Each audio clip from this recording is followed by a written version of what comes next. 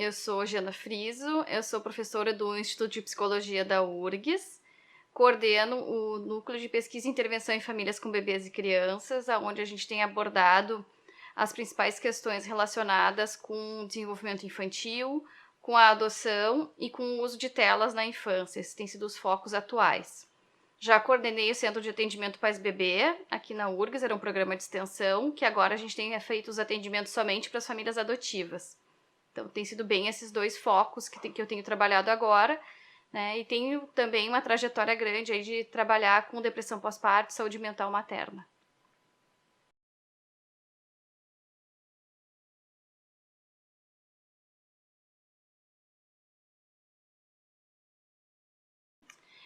Eu acho que tem várias formas que a gente pode pensar, né, o desenvolvimento da infância. A gente pode pensar de antes dessa criança nascer, né, como é que ela era concebida de certa forma, né, no imaginário do pai e da mãe, né, quando há um casal aí, ou somente da mãe, enfim, das mães, dependendo da configuração familiar.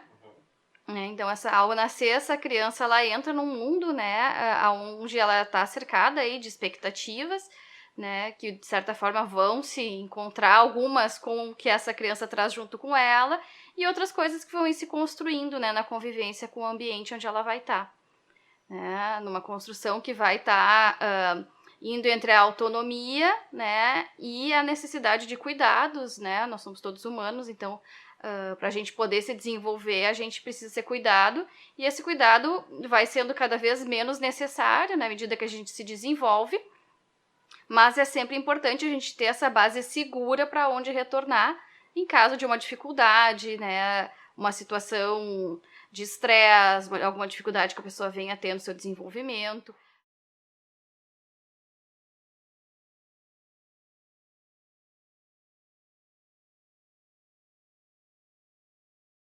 Talvez o único marco que a gente tenha muito claro, né, da infância para a juventude seria o marco do início da puberdade, marcado por uma série de questões hormonais, mas em termos psicológicos, os marcos dependem muito da cultura onde a pessoa está inserida. Tu tem, né, culturas onde vão ter rituais claros, na nossa a gente não tem, né, na cultura ocidental a gente não tem esse marco claro, que é se tornar um adolescente.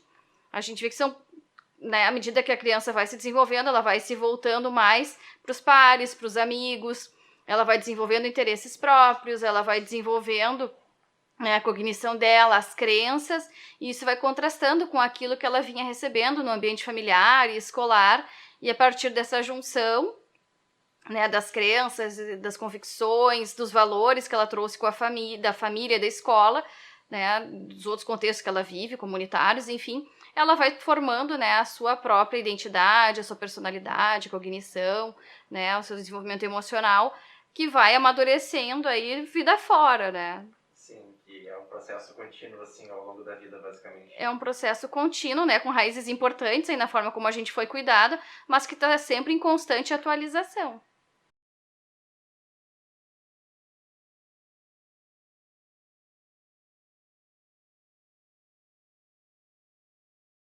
Olha, como eu trabalho com primeira infância prioritariamente, eu diria que a primeira coisa que a gente tem que fazer é assegurar que as famílias possam ser boas cuidadoras dos seus filhos, né, de que hajam políticas públicas, né, de amparo às mães, às crianças, às famílias como um todo, né. Pais estressados dificilmente vão conseguir ser bons pais e mães, né, então é importante a gente cuidar dos adultos que cuidam das crianças, e os adultos que cuidam das crianças precisam estar disponíveis, né, para se adaptar às necessidades da criança que vão mudando conforme ela se desenvolve.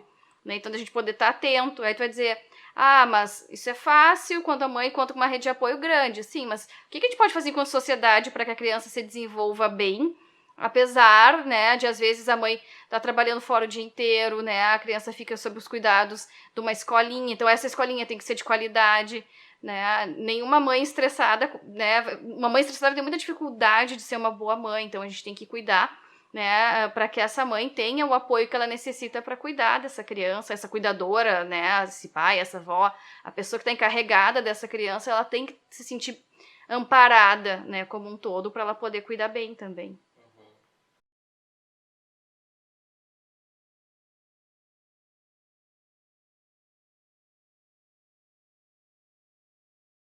A gente tem um pouco de confusão entre literatura e leis, né, do que é a primeira infância no Brasil. No Brasil, primeira infância, pelo marco legal da primeira infância, é considerado o período da gestação até o final né, até os 5 anos de vida da criança.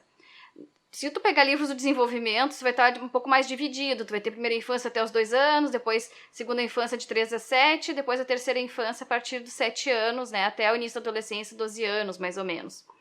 Né? Aí, cada etapa dessas vai ter suas peculiaridades, mas em todas elas tu tem a necessidade de uma criança que precisa ser cuidada por alguém, né, que tem que ter... onde seu bem-estar vai ser priorizado, né? Ela tem que estar bem alimentada, ela tem que ter um cuidador que esteja disponível para cuidar dela, para prover a questão da socialização, dos cuidados básicos de higiene, alimentação, de que possa apresentar o mundo para essa criança de uma forma segura, né? De que ela possa saber, principalmente, né, de que ela tenha segurança que ela tem com quem contar. Talvez essa seja, né, uma das chaves assim da saúde emocional, a gente não se sentir desamparado frente ao mundo, a gente saber que tem alguém com quem a gente pode contar, né? Acho que Bowlby é muito feliz quando traz essa ideia de base segura, né? De que na primeira infância ela é muito importante, né? Mas se a gente pensar em termos de saúde mental, ela é importante o resto da nossa vida, né?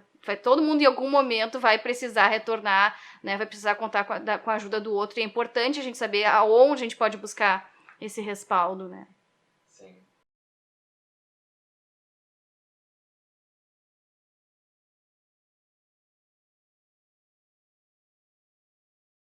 Por exemplo, com a coisa da pandemia, né? É alguma coisa que a pandemia é um evento externo que vem e que vai marcar a vida de toda uma geração aí, né? Por exemplo, os pais que tiveram filhos, né, nesse momento, pais e mães tiveram crianças nesse momento, perderam toda uma rede de apoio aí, né, de como cuidar dessa criança, de repente não conta mais com os avós, com os tios, com a família, com a escola.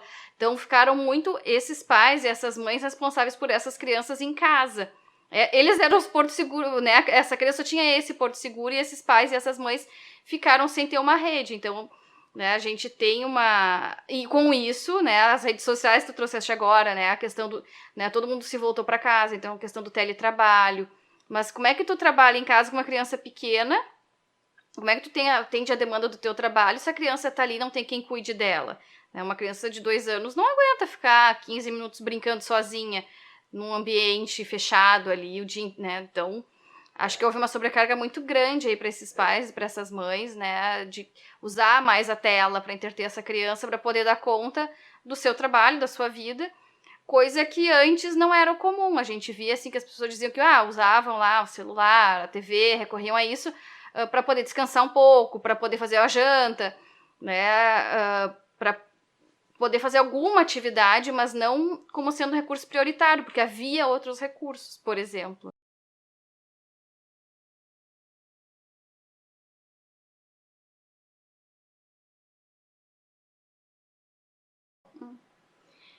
Tem um estudo, que talvez, complementando o que eu estava dizendo antes, que traz a seguinte pergunta: será que a criança que tem mais dificuldade de ficar quieta, de se focar, essa é a criança que vai se ligar mais no eletrônico e cada vez ela vai ficar mais inquieta e só vai se acalmar com isso? Ou será que é porque deram muito celular que ela ficou inquieta e impaciente? Essa é uma resposta que a gente não tem ainda. Né? A gente tende a olhar, a criança é muito inquieta, o pai vai lá dar o celular e ela fica quieta. Sim, fica. Mas o que veio primeiro? Né? E também tem outra questão, né? Às vezes a criança que é muito agitada, realmente ela usa a tela como um mecanismo para se acalmar. Mas então a gente pode ir ajudando essa criança também a se acalmar de outras formas. Então é muito importante que os adultos que interagem com essa criança observem que uso que eles estão fazendo, né, da tecnologia. Eles dão para acalmar e eles não têm outro recurso? Ou é uma criança que com um livro, com música, com outro recurso também consegue se acalmar? É muito fácil a gente olhar assim algo, né, de fora e dizer, ou mesma coisa, às vezes a criança está num ambiente estranho, começa a chorar, se dá um celular ela para. Tudo bem, né? Chega aqui numa festa, não conhece as pessoas, isso como recurso, ok. Agora está em casa, tá numa manha, a criança começa a chorar e tu dá o celular, bom, aí o que isso está dizendo sobre o funcionamento dessa família? Eu acho que essa é a grande pergunta.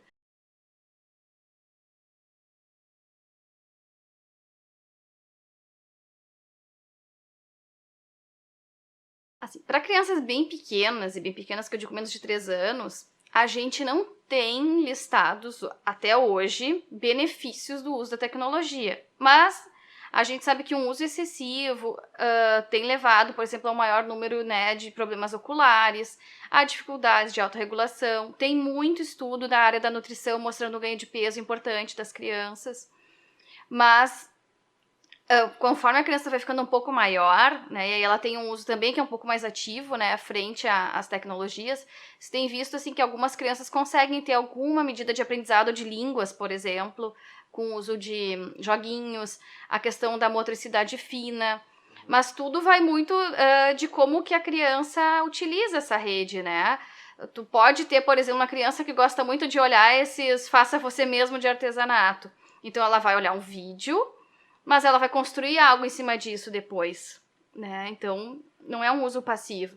O problema é a criança que fica ali muitas horas exposta, comendo porcaria, vendo um conteúdo de baixa qualidade, muito parada, muito sedentária, né? Esses dias eu até estava conversando com uma pediatra, a gente talvez tenha que ficar atento ao que a criança deixa de fazer ou tá com a tela.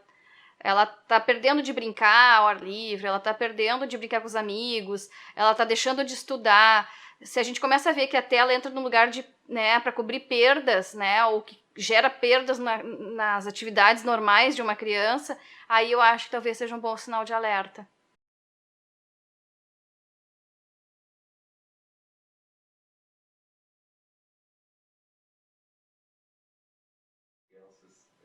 Crianças Existem identificar, né? dispositivos para isso, né? Eu acho o seguinte, não tem como a gente escapar de ter desde muito pequeno, uma conversa aberta com a criança, de explicar que conteúdos ela pode ou não fazer, que coisas que ela pode ou não assistir e por quê. E principalmente assim, bom, se a criança detecta algo que não gostou, que achou que não tá legal, que tem a abertura de conversar, né, com o pai, com a mãe, com a tia, com a Dinda, com algum adulto responsável ali, né, se ela sentir algum desconforto vendo alguma coisa, porque não tem como a gente controlar 100%. É óbvio que o ideal seria que a criança só tivesse acesso a conteúdos que os adultos permitiram, mas a gente sabe que isso está longe do ideal, assim.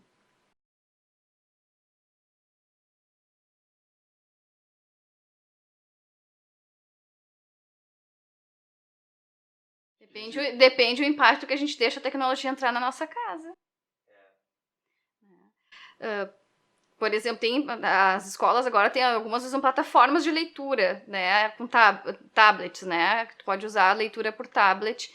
Tem uma bem bacana aqui em Porto Alegre, tem várias escolas que usam, que a criança tem acesso a muitos livros, ela pode ler ali, né, tu pode contar a história e a professora escuta para tu ver como é que tá a questão da alfabetização, por exemplo.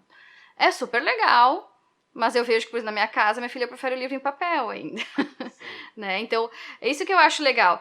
É legal o tablet, o mesmo livro, a gente já estava olhando, né? No tablet e em papel. Os aprendizados que as crianças têm com uma e com outra coisa são diferentes, então não é uma questão de demonizar um em favor do outro, é poder oferecer os dois. Sim, Né? esse equilíbrio. Né?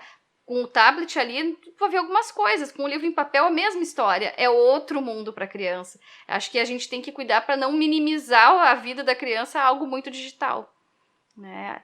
Porque o mundo lá fora ele também é interessante. Ele não pode deixar de ser interessante, né, em favor da tela. Sim. Acho que esse é o grande cuidado que tem que ter.